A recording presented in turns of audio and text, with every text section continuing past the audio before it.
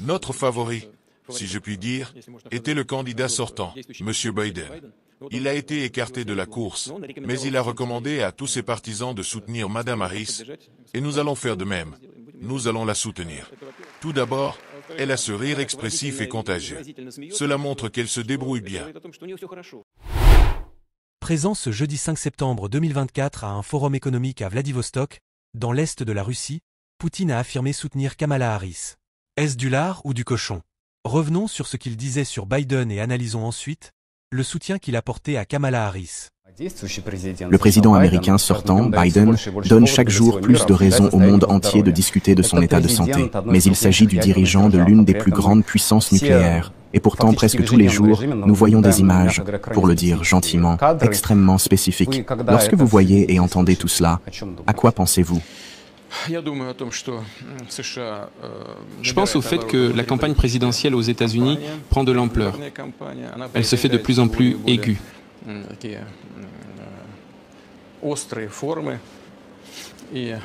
À mon avis, il est incorrect pour nous d'interférer dans ce processus. Lorsque j'ai rencontré Biden en Suisse, c'était il y a 3 ans. Mais déjà à l'époque, on disait qu'il n'avait plus toutes ses facultés. Mais je n'ai rien vu de tel. Oui, il jetait un coup d'œil à son document. Pour être honnête, moi aussi, je jetais un coup d'œil sur le mien. Rien d'étonnant à cela. Le fait qu'il se soit cogné la tête en sortant de l'hélicoptère, eh bien, qui ne s'est jamais cogné la tête? Que celui-là soit le premier à lui jeter la pierre. C'est en gros mon avis, je ne suis pas médecin et ne me sens pas en droit de faire des commentaires à ce sujet. Ce n'est pas ce que nous devrions regarder. Nous devrions prêter attention à la position politique. Je pense que la position de l'administration américaine actuelle est extrêmement néfaste et erronée. C'est ce que j'ai dit au président Biden à l'époque.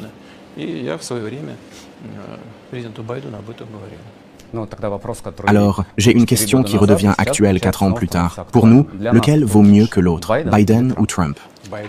Biden. Il est plus expérimenté, prévisible.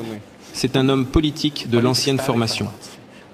Mais nous travaillerons avec n'importe quel dirigeant américain en qui le peuple américain placera sa confiance. En examinant les déclarations de Vladimir Poutine concernant Joe Biden et Kamala Harris, il semble clair que les propos de soutien à Kamala Harris doivent être interprétés avec prudence et scepticisme. Voici pourquoi. 1. Préférence pour un adversaire prévisible. Il est possible que le soutien déclaré de Poutine à Kamala Harris soit une stratégie basée sur la prévisibilité. Poutine a déjà exprimé qu'il préfère un adversaire expérimenté et prévisible comme Biden, même s'il critique ses politiques. En appliquant ce raisonnement à Kamala Harris, Poutine pourrait considérer que, comparé à Trump, Harris serait plus facile à anticiper en raison de son appartenance à l'establishment politique traditionnel américain et de sa tendance à respecter les normes diplomatiques et institutionnelles. Trump comme un joker imprévisible. Trump est connu pour son style imprévisible, ses décisions impulsives et sa volonté de rompre avec les conventions diplomatiques. Cette imprévisibilité complique la planification stratégique et diplomatique, ce qui peut rendre Poutine plus enclin à préférer un interlocuteur qu'il estime plus prévisible. 2. Préférence pour une moindre incompétence. Poutine pourrait également être perçu comme exprimant une préférence stratégique pour les leaders qu'il juge moins incompétents. Même s'il critique les politiques de l'administration Biden, il reconnaît en Biden, et potentiellement en Harris, une certaine compétence politique traditionnelle et une expérience institutionnelle qui manquent selon lui à Trump. Harris vs. Trump, Poutine pourrait voir en Harris une figure politique plus classique et institutionnelle, par rapport à Trump, qui est souvent perçu comme moins orthodoxe et plus désorganisé. Si Poutine pense que Harris, comme Biden, suit les règles du jeu diplomatique de manière plus conventionnelle, cela pourrait lui donner un avantage dans ses relations avec les États-Unis, car il pourrait mieux anticiper ses réactions et adapter ses stratégies en conséquence. 3. Soutien tactique et manipulation des perceptions. Il est aussi possible que le soutien de Poutine à Harris soit une forme de manipulation stratégique pour créer de la confusion ou affaiblir sa position en influençant l'opinion publique américaine. En affirmant soutenir Harris, il pourrait chercher à la discréditer aux yeux de certains électeurs américains ou à semer la division entre les camps politiques aux États-Unis. En somme, l'hypothèse selon laquelle Poutine pourrait préférer un adversaire comme Kamala Harris pour sa prévisibilité et sa moindre incompétence perçue par rapport à Trump pourrait être tout à fait valable. Vous en pensez quoi? Ce soutien apparent peut être compris comme une préférence stratégique, où Poutine joue sur la prévisibilité et l'expérience des leaders politiques traditionnels pour mieux anticiper leurs actions et les manipuler à son avantage sur la scène internationale. Vladimir Poutine et Kamala Harris s'opposent sur plusieurs sujets, principalement liés à la politique internationale, aux droits de l'homme, à la démocratie et à la sécurité. Voici les principaux domaines de désaccord entre eux. 1. Relations États-Unis-Russie. Poutine défend les intérêts de la Russie et adopte souvent une position opposée aux initiatives américaines, critiquant les politiques de l'OTAN, l'expansion de l'influence occidentale près des frontières russes et les sanctions imposées à la Russie. Harris, en tant que vice-présidente sous l'administration Biden, elle soutient la position des États-Unis visant à contenir l'influence de la Russie, à soutenir l'Ukraine contre l'agression russe et à maintenir les sanctions contre la Russie pour ses actions en Ukraine et dans d'autres régions. 2. Conflit en Ukraine.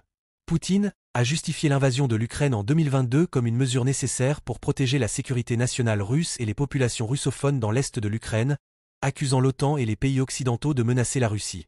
Harris soutient fermement l'Ukraine, condamne l'invasion russe et plaide pour le soutien militaire et financier continu des États-Unis et de leurs alliés à l'Ukraine pour défendre sa souveraineté et son intégrité territoriale. 3. Droits de l'homme et démocratie. Poutine est souvent accusé de restreindre les libertés civiles en Russie, de réprimer l'opposition politique, de contrôler les médias et de ne pas respecter les normes démocratiques occidentales. Harris soutient les droits de l'homme, la démocratie et critique les actions de la Russie contre l'opposition politique et les violations des droits de l'homme, notamment les empoisonnements de dissidents, les arrestations massives de manifestants et la répression des médias indépendants. 4. Sécurité et défense. Poutine critique la présence militaire américaine et de l'OTAN près des frontières de la Russie et voit l'expansion de l'OTAN comme une menace directe pour la sécurité nationale russe. Harris soutient l'alliance de l'OTAN et la politique de défense collective de l'Occident, y compris le déploiement de troupes et de missiles défensifs en Europe de l'Est pour dissuader toute agression russe. 5. Interventions étrangères et influence globale. Poutine cherche à réaffirmer l'influence russe sur la scène internationale, en intervenant militairement en Syrie, en soutenant des régimes autoritaires, et en contestant l'influence occidentale dans différentes régions du monde. Harris s'oppose à la politique étrangère de la Russie en Syrie, aux interventions militaires russes, et soutient les efforts des États-Unis pour contrer l'influence de la Russie à l'échelle mondiale. 6. Cybersécurité et interférence électorale. Poutine nie toute implication de la Russie dans des cyberattaques ou des tentatives d'ingérence dans les élections d'autres pays, bien que de nombreuses preuves indiquent le contraire. Harris condamne fermement les cyberattaques attribuées à la Russie et les tentatives d'interférence dans les élections américaines, et soutient l'imposition de sanctions en réponse à ces activités. En résumé, les divergences entre Poutine et Harris couvrent un large éventail de questions internationales, avec des positions fondamentalement opposées sur la souveraineté, la sécurité, les droits de l'homme et la démocratie. Ces désaccords reflètent les tensions plus larges entre la Russie et les États-Unis. Par ailleurs, la question de la décadence des mœurs en Occident est un autre domaine de divergence notable entre Vladimir Poutine et Kamala Harris, reflétant leur vision diamétralement opposée des valeurs sociales et culturelles. Poutine se positionne comme un défenseur des valeurs dites traditionnelles et conservatrices. Il critique fréquemment ce qu'il considère comme la décadence morale de l'Occident, en faisant référence aux droits des personnes LGBTQ+, au féminisme, à l'avortement, et à d'autres aspects des droits individuels et des libertés civiles en Occident. Poutine présente souvent la Russie comme un bastion de valeurs familiales traditionnelles face à un Occident qu'il juge corrompu par le libéralisme et le multiculturalisme. Il a notamment utilisé cette rhétorique pour renforcer son pouvoir à l'intérieur de la Russie et rallier à lui des soutiens internationaux partageant ses vues conservatrices. Harris représente une vision opposée, soutenant les droits civils, l'égalité de genre, les droits LGBTQ+, et les libertés individuelles. En tant que figure politique progressiste, elle défend les valeurs démocratiques, le pluralisme culturel et les droits de l'homme. Harris critique les politiques restrictives de la Russie sur ces questions et soutient une société ouverte, inclusive et tolérante qui célèbre la diversité et les droits des minorités. Analyse de l'opposition sur cette question. Pour Poutine, les valeurs occidentales modernes sont perçues comme une menace à l'ordre social et moral qu'il cherche à maintenir en Russie. Sa critique de la décadence des mœurs en Occident s'inscrit dans une stratégie plus large pour mobiliser un soutien politique, tant en Russie qu'à l'étranger, en utilisant un discours anti-occidental et en cultivant une image de la Russie comme le dernier rempart contre une supposée dégradation morale. Pour Harris, et plus largement pour l'administration Biden et d'autres leaders occidentaux, l'accent est mis sur l'importance des droits de l'homme, de la diversité et de la protection des libertés individuelles.